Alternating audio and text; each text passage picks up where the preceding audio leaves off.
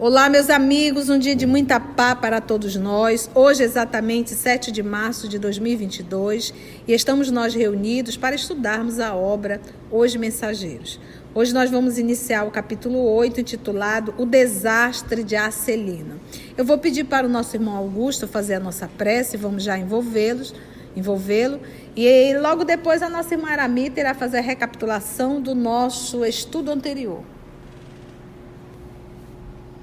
E assim, mestre amigo Jesus,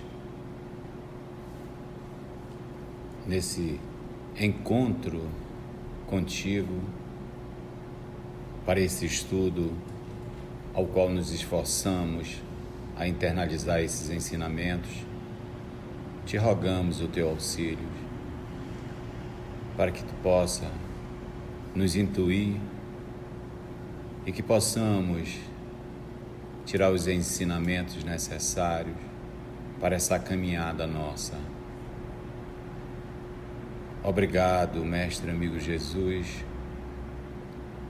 por todo o amor, por todo o cuidado que tu tens para cada um de nós. E que possamos, mestre amigo Jesus, refletindo sobre esses ensinamentos que obteremos, nos esforçarmos o máximo para que possamos colocar em prática o que aqui aprendemos. Obrigado, mestre amigo Jesus, e fica conosco hoje e sempre, que assim seja. Em nosso último estudo, vimos a história de Otávio, que médium falido.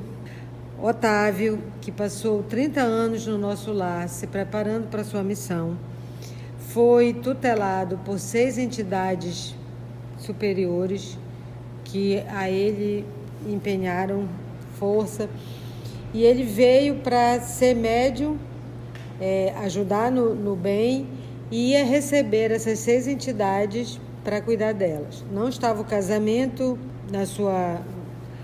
programado na sua vida, mas ao chegar na crosta, aos 15 anos, se achou superior, entrou na doutrina, era um médium, tinha conhecimento da vida espiritual, via os espíritos, mas mesmo assim, rebelde, não quis. Aos 19 anos, foi consultar um médico, e o médico disse para ele que era falta de atividade sexual. E aí ele caiu na vida, engravidou uma moça, teve que casar com ela, né? O pai dele desencarnou. Não, mas antes disso a mãe desencarnou quando ele era criança, e a madrasta, uma mulher maravilhosa ainda, 2 mulheres maravilhosas, foi a mãe e a madrasta, tinha 3 filhos e teve mais 3 filhos com o pai. Então as 6 entidades já estavam no caminho.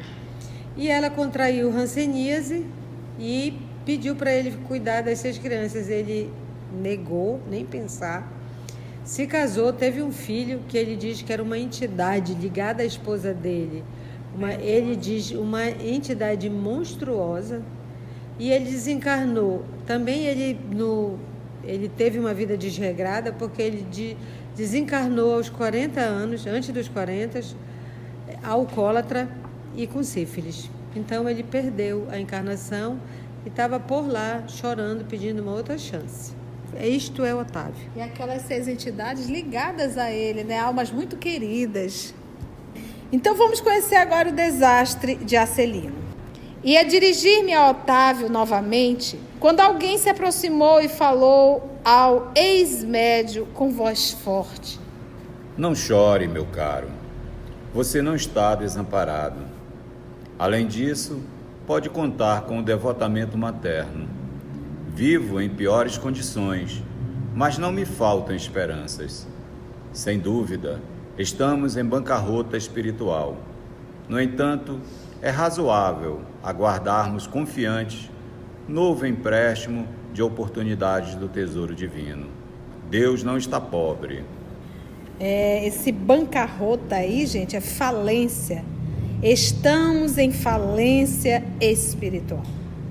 Voltei-me surpreendido e não reconheci o recém-chegado. Dona Isaura fez o obséquio das apresentações. Estávamos diante de Acelino, que partilhara a mesma experiência. Fitando-o triste, Otávio sorriu e advertiu: Não sou um criminoso para o mundo, mas sou um falido para Deus e para nosso lar. Revidou Acelino, parecendo mais encorajado. Sejamos, porém, lógicos. Você perdeu a partida porque não jogou, e eu a perdi jogando desastradamente. Tive 11 anos de tormento nas zonas inferiores. Sua situação não reclamou esse drástico. Mesmo assim, confio na providência.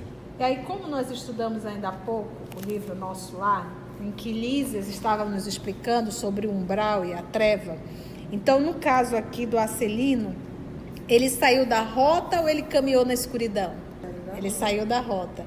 Porque o compromisso dele era com a mediunidade. E você vai ver o que ele fez aqui com a mediunidade. Então ele passou 11 anos no umbral. Não foi assim, a treva realmente é aquele movimento de você ser extremamente egoísta, pensar só em você e prejudicar uma multidão. Então a treva, como bem falou Lísias, não é algo assim, um espírito que é direcionado à treva, ele foi muito egoísta. Mas o umbral não é fácil, né? Então a gente não quer mais nem um canto nem outro, né? Nesse instante, interveio Vicente acrescentando: Cada um de nós tem a experiência que lhe é própria. Nem todos ganham nas provas terrestres. Vicente, cada um de nós tem a experiência que ele é próprio. O que ele está querendo dizer? Cada um de nós somos matriculados na matéria que precisamos aprender. Pronto. Então, não te revolta contra os aguilhões. Não te revolta contra as provas da vida. E nem arruma mais encrenca. Porque nós não temos o livre-arbítrio? Temos. Então, a gente vem para passar por provas. E com o nosso livre-arbítrio, a gente às vezes complica mais ainda. Então, já basta que você tem que passar. Não arrume mais encrenca, não. Entendeu? Tia, como é que eu faço para não arrumar mais encrenca? Cola em Jesus. Faz tudo o que ele ensina. Cola em Jesus que tu brilha. Faz tudo. 625 na veia. Faz tudo do jeitinho que ele pede, que você vai só quitar. Não vai mais arrumar débito. Porque você está no cheque especial e ainda sai para fazer compra. Estoura cartão, todo enrolado. Você já está usando o que não é seu, que é um cheque especial. E você ainda vai se dar o direito de gastar mais ainda? E voltando-se de modo especial para mim, aduziu: Quantos de nós, os médicos, perdemos lamentavelmente na luta? Depois de concordar, trazendo à baila, à tona, o meu próprio caso, objetei, contrapus. Seria, porém, muitíssimo interessante conhecer a experiência de Acelino. Teria sofrido o mesmo acidente de Otávio? Creio de grande aproveitamento penetrar essas lições. No mundo, não compreendia bem o que fossem tarefas espirituais, mas aqui a nossa visão se modifica. Há que cogitar do nosso futuro eterno. Acelino sorriu e obtemperou: Minha história é muito diferente. A queda que experimentei apresenta características diversas e, a meu ver, muito mais graves. E, atendendo-nos à expectativa, prosseguiu narrando: Também parti de nosso lar, no século findo, após receber valioso patrimônio instrutivo dos nossos assessores. Segui enriquecido de bênçãos. Uma de nossas beneméritas ministras da comunicação presidiu em pessoa as medidas atinentes à minha nova tarefa. Não faltaram providências para que me felicitassem a saúde do corpo e o equilíbrio da mente. Após formular grandes promessas aos nossos maiores, parti para uma das grandes cidades brasileiras, em serviço de nossa colônia. O casamento estava em meu roteiro de realizações. Ruth, minha devotada companheira, incumbir-se-ia de colaborar comigo para melhor desempenho das tarefas. Cumprida a primeira parte do programa, aos 20 anos fui chamado à tarefa mediúnica, recebendo enorme amparo dos benfeitores invisíveis. Recordo ainda a sincera satisfação dos companheiros do grupo doutrinário. A vidência, a audição e a psicografia que o Senhor me concedera por misericórdia constituíam decisivos fatores de êxito em nossas atividades. A alegria de todos era inexcedível. Entretanto, apesar das lições maravilhosas de amor evangélico, inclinei-me a transformar minhas faculdades em fonte de renda material. Não me dispus a esperar pelos abundantes recursos que o Senhor me enviaria mais tarde, após meus testemunhos no trabalho, e provoquei, eu mesmo, a solução dos problemas lucrativos. Não era meu serviço igual a outros? Não recebiam os sacerdotes católicos romanos a remuneração de trabalhos espirituais e religiosos? Se todos pagávamos por serviços ao corpo, que razões haveria para fugir ao pagamento por serviços à alma? Amigos, inscientes, ignorantes do caráter sagrado da fé, aprovavam-me as conclusões egoísticas. Admitíamos que, no fundo, o trabalho essencial era dos desencarnados, mas também havia colaboração minha, pessoal, como intermediário, pelo que devia ser justa a retribuição. Debalde, em vão, movimentaram-se os amigos espirituais, aconselhando-me o melhor caminho. Em vão, companheiros encarnados chamavam-me a esclarecimento oportuno. Agarrei-me ao interesse inferior e fixei meu ponto de vista. Ficaria definitivamente por conta dos consulentes. Arbitrei o preço das consultas com bonificações especiais aos pobres e desvalidos da sorte. E meu consultório encheu-se de gente. Interesse enorme foi despertado entre os que desejavam melhoras físicas e solução de negócios materiais. Grande número de famílias abastadas tomou-me por consultor habitual para todos os problemas da vida. As lições de espiritualidade superior, a confraternização amiga, o serviço redentor do Evangelho e as preleções dos emissários divinos ficaram à distância. Não mais a escola da virtude, do amor fraternal, da edificação superior, e sim a concorrência comercial, as ligações humanas legais ou criminosas, os caprichos apaixonados, os casos de polícia e todo um cortejo de misérias da humanidade, em suas experiências menos dignas. Transformara-se completamente a paisagem espiritual que me rodeava. A força de me cercar de pessoas criminosas por questões de ganho sistemático, as baixas correntes mentais dos inquietos clientes encarceravam-me em sombria cadeia psíquica. Cheguei ao crime de zombar do Evangelho de Nosso Senhor Jesus, esquecido de que os negócios delituosos dos homens de consciência viciada contam igualmente com entidades perniciosas que se interessam por eles nos planos invisíveis. E transformei a mediunidade em fonte de palpites materiais e baixos avisos. E aí me fez lembrar o nosso estudo de hoje da obra Nosso Lar. Ele está cercado por quem? espíritos encarnados e desencarnados de baixo padrão vibratório. Então ele diz assim, cada um recebe seu quinhão de alegria ou sofrimento da vibração geral. Então nós temos aqui, foi preparado no mundo espiritual para o trabalho a realizar.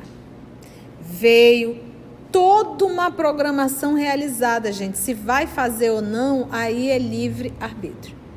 Começou o trabalho legal. Quando ele começou a perceber a sua faculdade mediúnica, que quando aconteceu um problema financeiro, aí a tentação foi maior. Gente, o nome disso é prova. A gente não vai ser testado quando tudo está bem, a gente é testado quando tudo não está bem. Porque é aí que vem a tentação. Você está desesperado, sem dinheiro, e chega a proposta para ti. Você acha que Chico não passou por isso? O próprio pai, né, tia dele? O próprio pai. Passando necessidade, devendo a mercearia ali meses e meses. E a obra fazendo o maior sucesso, Parnaso de Além Túmulo. E as demais. É aí que a gente tem que ser fiel. Essa é a prova. E aí, ele errado, e olha como nós somos. Começou a justificar o seu erro. Poxa, mas os padres fazem um trabalho religioso e ganham dinheiro. Afinal de contas, eu também posso ganhar. Onde está o problema nisso? Eu trabalho, né? Eu trabalho. Você está entendendo? Então, esse é o mecanismo de fuga para eu não assumir o meu erro. Eu justifico. E o ato de justificar é um ato de extrema vaidade, de extremo orgulho. Eu estou sempre justificando os meus erros, por mais absurdos que sejam. Não, mas eu estou fazendo isso por causa disso, eu estou fazendo isso por causa disso. Todo mundo faz, eu também tenho que fazer, senão onde é que eu vou ficar? Então a gente tem esse mecanismo de fuga do ego. A gente justifica. E ele aqui foi. Quem foi que foi atrás dele? Agora ele, para aliviar a consciência, porque nós somos hipócritas, senão eu vou dar um desconto para as pessoas desfavorecidas. Mas quem foi que circulou ele? Quem é que estava em torno dele?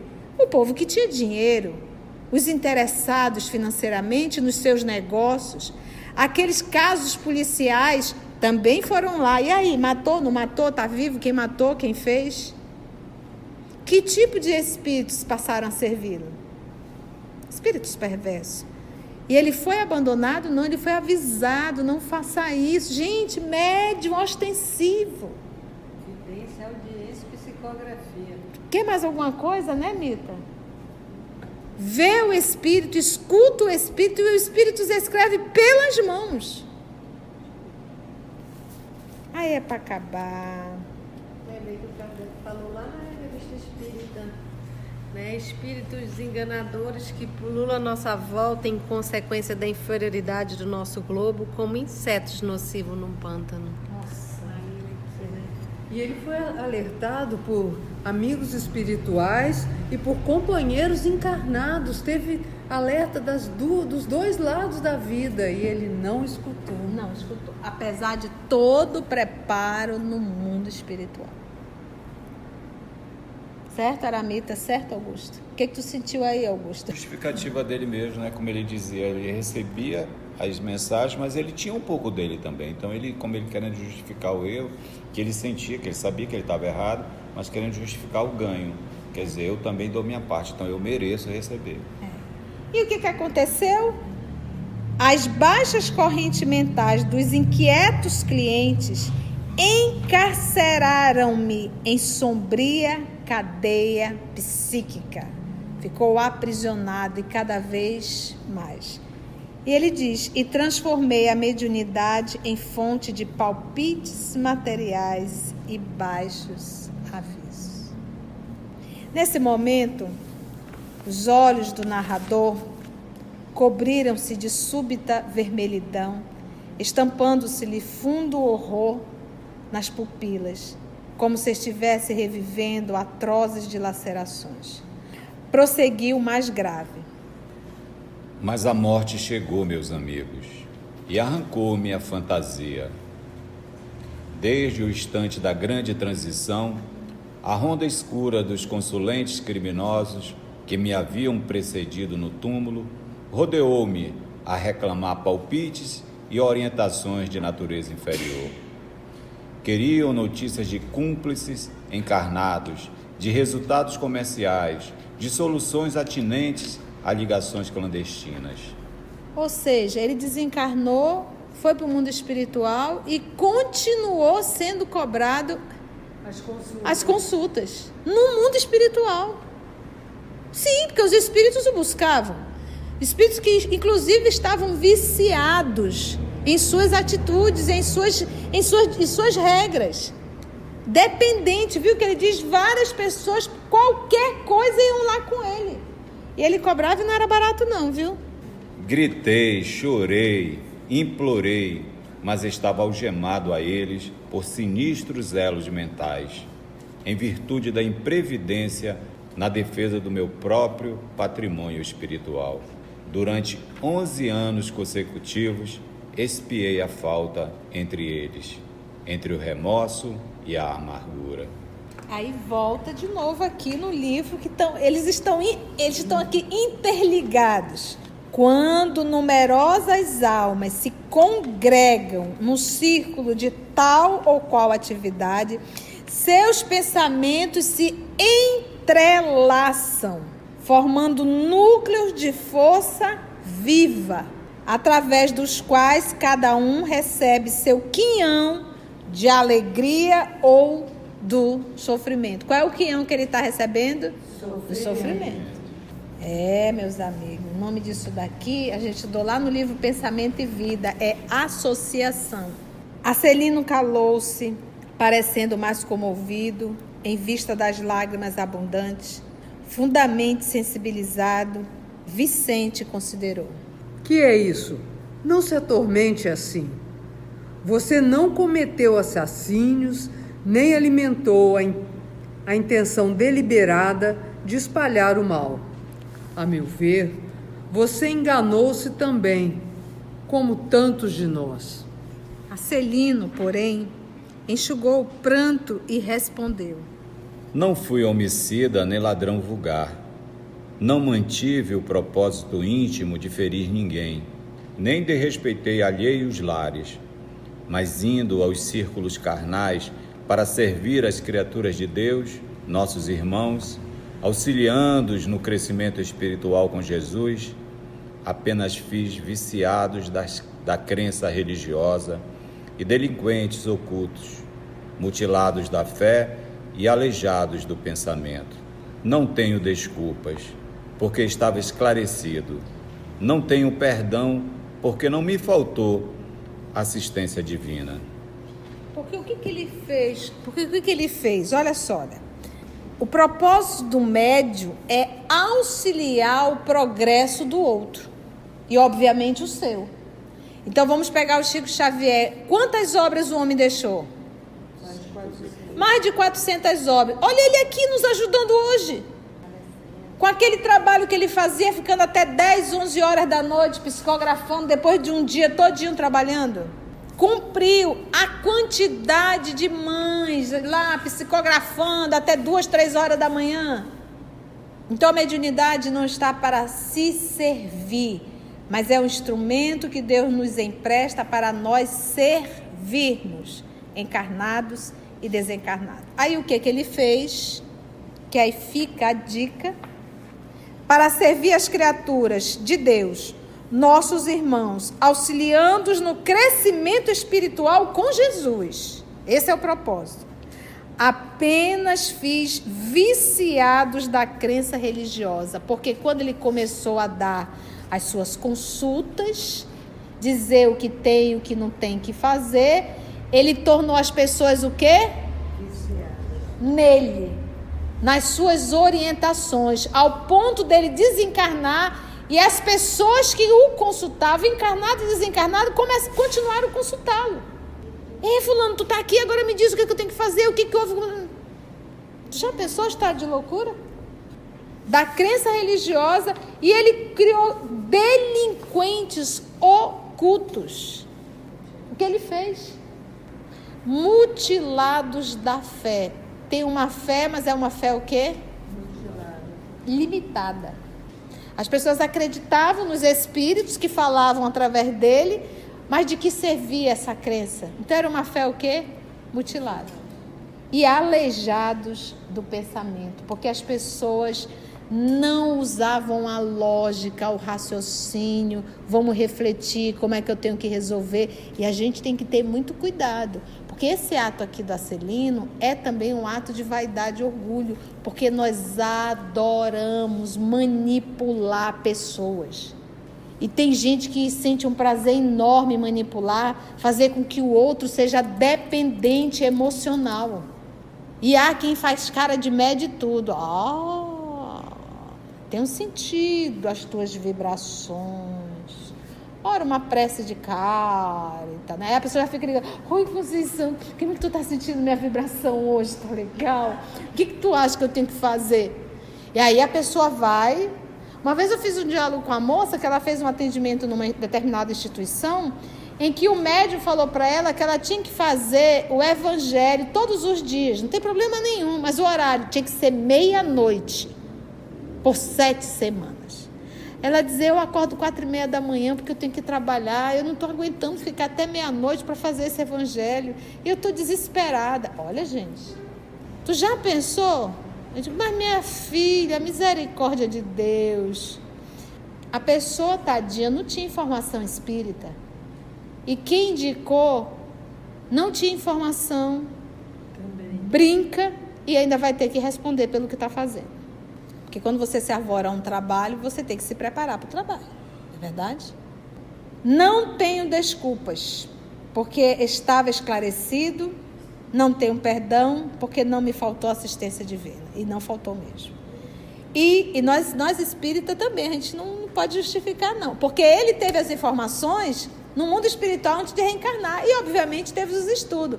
Mas quem faz o EOS levando chibatada todos os dias, quase 11 livros por semana, fora o que a gente faz em casa, Caminho, Verdade e Vida, eu digo, meu pai, se dessa vez não for, tá difícil. Então, a gente não tem, a gente está acordado, lúcido, ouvindo tudo do mundo. Olha aqui, a gente ouvindo a história de Otávio, de Acelino, de Otávio, dessa turma toda. A gente está ouvindo, meu Deus, fofoca do além? Não, é dizer, toma jeito tu, porque tu também foi programado. O canal tem mensagem de 12 em 12 horas, até umas 6 da manhã, umas 6 da tarde. Pronto, era mais os 11 estudos. 11 estudos, 2 mensagens. 6 horas da manhã, a Lígia já está colocando. E 6 da noite, horário de Brasília, o livro Caminho, Verdade e Vida. Então acorda bem e dorme bem.